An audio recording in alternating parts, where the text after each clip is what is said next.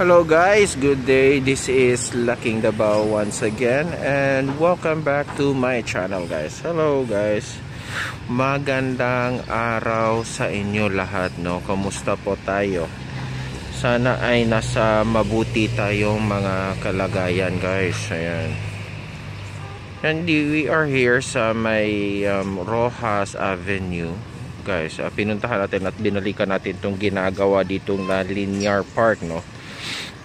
Dahil parang napansin natin ngayon medyo malaki na nga ang pinagbago guys talaga ditong area na ito. Kung mapapadaan kayo dito, medyo lumitaw na talaga yung kanyang kagandahan, no? Yung parang naging epekto nitong project nila dito, na itong beautification project ng ating city government of Davao. At medyo napansin ko guys, medyo parang bumilis bigla yung trabaho dito, no? Ito na nga, no? At nakakabit na rin yung mga para sa ating mga exercise equipments, no? Yung mga outdoor exercise equipments. Ayan. Ilan na rin nakapwesto na.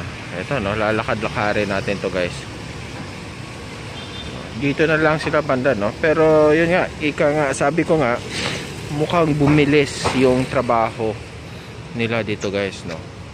Yung last nating visit guys, hindi pa masyado halos lahat, although meron na itong yung mga pailan-ilan, meron ng iba na nakalagay na ng mga na itong parang bricks, no? Itong sa pathwalk nila na may nakalagay na ng mga bricks.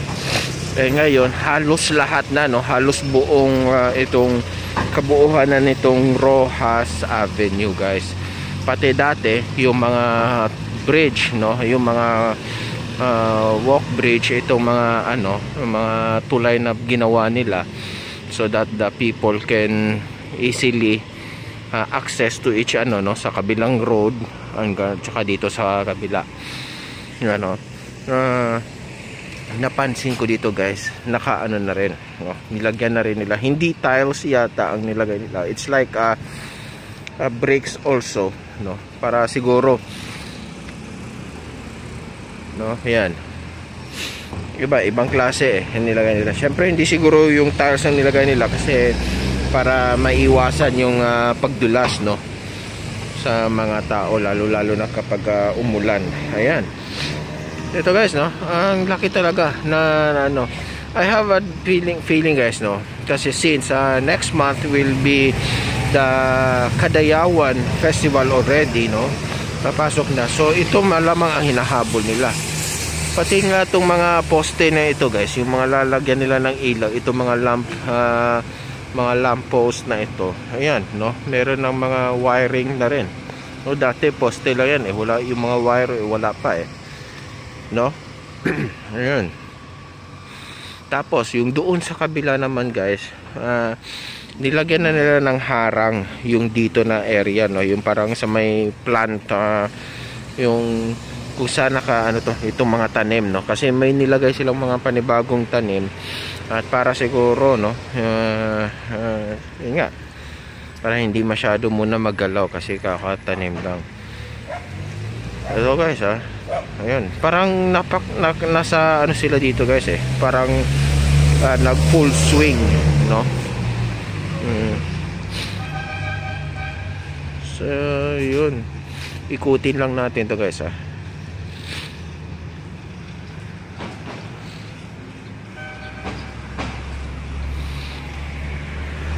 So yun nga, no, hinala natin guys, no, kasi next month will be the Kadayawan Festival, no? So ngayon, no, yung mga nakikinig sa atin at yung mga napapadalaw sa ating channel na hindi taga Davao, set nyo na yung mga araw nyo next month, no?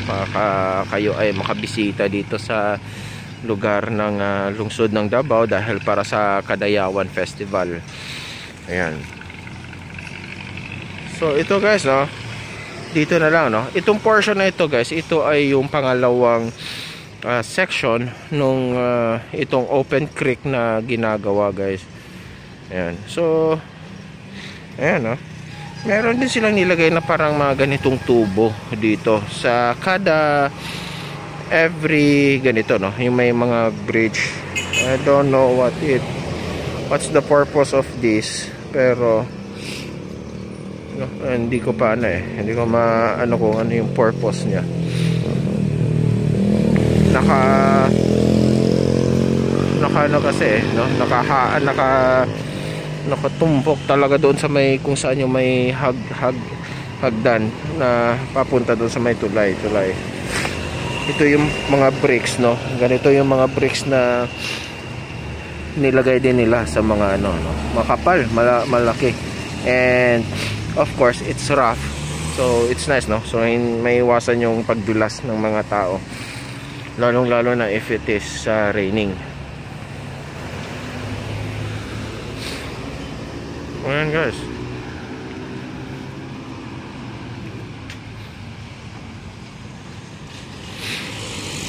ito, no, ang ganda ng talaga ng mga parang kakalabasan nito guys pagka natapos to, no. Ayan, dito yung makapasok kasi nilagyan nila ng mga harang, siguro kasi bagong ano lang to, bagong kabit lang tong mga bago lang to tiniles, no, itong parang mga walk bridge na ito, so nilagyan nila ng harang para hindi maapak-apakan muna. Ayan, no.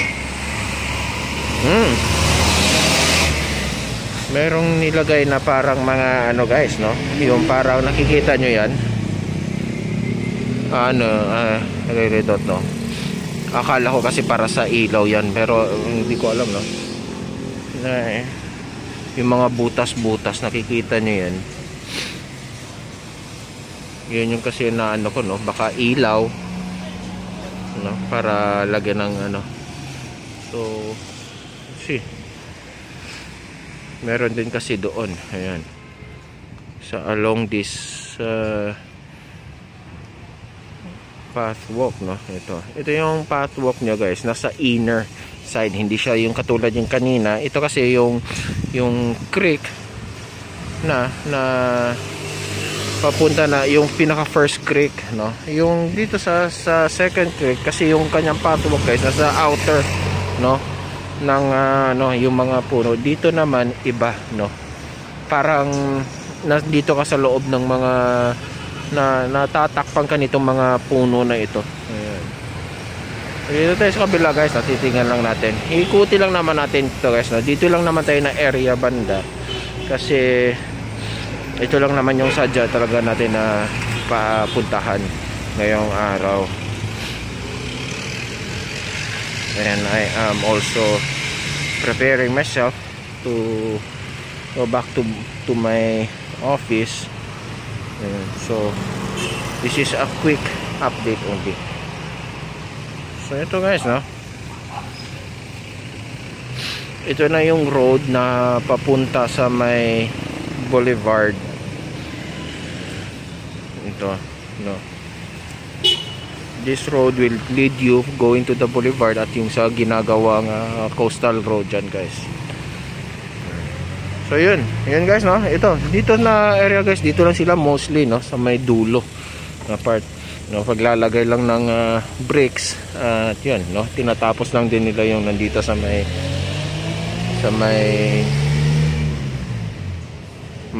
yung bridge, no, yung walk bridge ng ano. Ito hindi ko talaga alam guys kung para saan to, itong parang, or it is kind of a barricade ba, yun, or pwede rin yes, no, baka kasi may syunga na driver, akala niya pwede daanin yung sasakyan dyan, kaya siguro nilagyan to. Hindi ko alam, no, I really don't know kung para saan yan, kung ano ang purpose nyan. Ayan, no, so ang ganda nito guys, no, parang napipicture out ko na guys pagka gabi, no. Yan, umiilaw tong mga ito, no, yung mga lamppost, tapos meron ba ano, nako, malami na naman na pwedeng mapaglakad-lakaran, no. Ayan, paggabi dito. Tama-tama, nagna-night market pa. So, it's good, no? Sana maano lang, no? Yung mga nagpumupunta ng night market, ma-maintain lang nila yung kalinisan. Ito, guys, ano to eh? Oh, another to. Oh, mukhang ilaw to, guys, no? Or what is it? Hindi ko alam, no? Pero mukhang mga ilaw to. Yung mga maliliit. Ayan, no? Oo. Mapapansin nyo, guys, no? Ito, no? Mukhang it's kaya ilaw. Hindi naman to pwede sa mga parang mga fountain eh. Ilaw to, guys, no? Ayan. No? So, medyo, ayan nga. Meron ng yung connection ng kuryente. Hindi na on. Ayan. So, medyo, ano, guys, no? Medyo bumilis yung trabaho nila dito. Yun nga, kasi maybe inahabol nila dito is yung ating upcoming Kadayawan Festival. Ayan. Since kasi 'di ba, dito usually dito halos, no, nag-uumpisa sa Rojas Avenue. Kaya kasi konti na lang to, guys, no? Parang konting pagka bineluhan lang nila to, araw gabi ang trabaho, matatapos to talaga kaagad, no?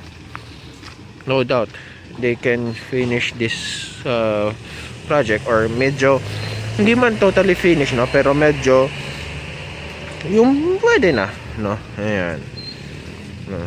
Medyo malinis na siya kasi yun nga, meron tayong mga bisita na darating dito sa ating lungsod dahil nga sa festival na mangyayari.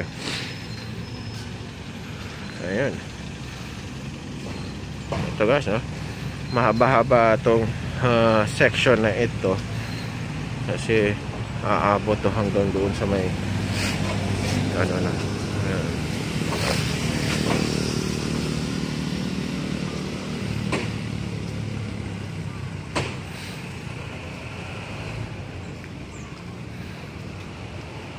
Ito, no? Ito siguro dito, guys. Ito na area na ito. Ito yung bike lane, no?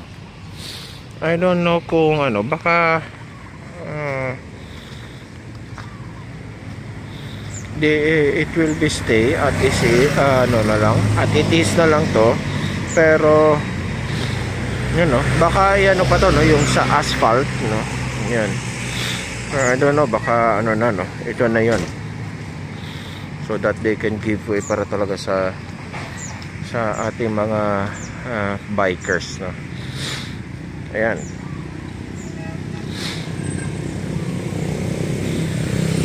So medyo marami-rami na rin yung no? Sa susunod, guys, no? Pag nagkaroon ako talaga ng malaking oras, gusto kong itong coastal road na dito na area naman tayo, no?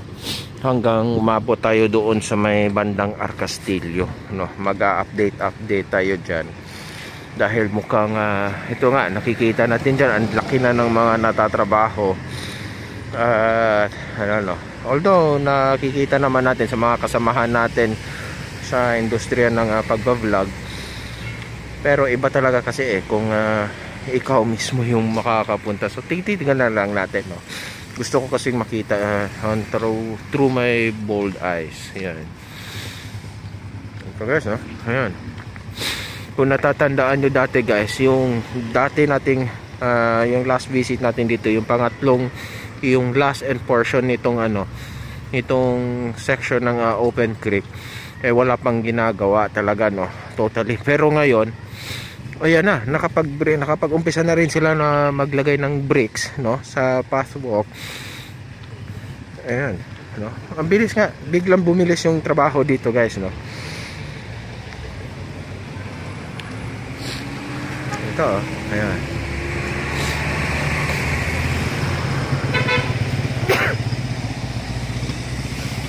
Excuse me. Ayan, no? Most of it non-needless lang sa mga corner sides. I think siguro kasi ito, no, mag-aano sila dito. Meron kasing Para to sa mga PWD guys no, for sure.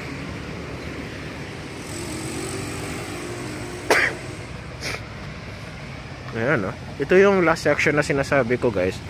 Ay meron na ring civil works na nangyayari. Ayan, no? Bilis. Parang kailan lang tayo na huling pumunta dito, no? Ayan, no? Meron ng mga bricks. Ayan. So that's it guys, no? That is the latest. Ito rin, no? Sa kabila. Ito pala. Dito mas maganda, mas malaki-laki na, mahaba-haba na yung trabaho dito guys.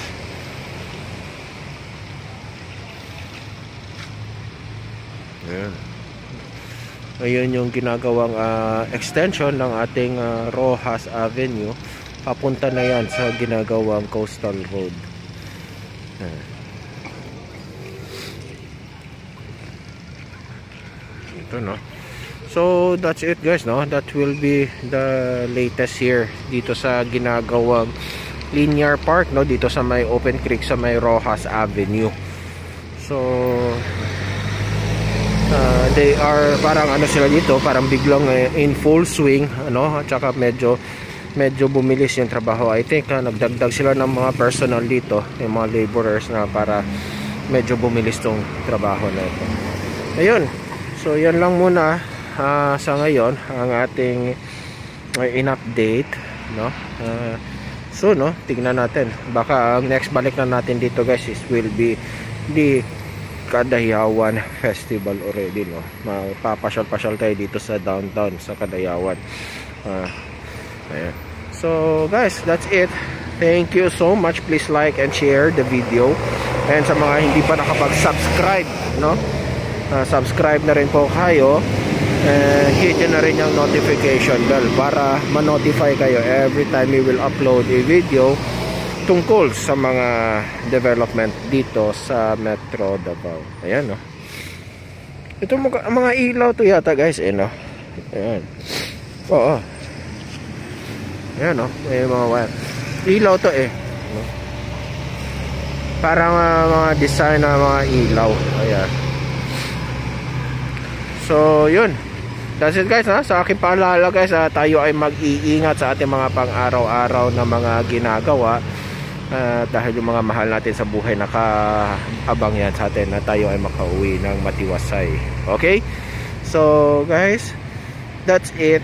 Thank you so much, and God bless you all, and adios.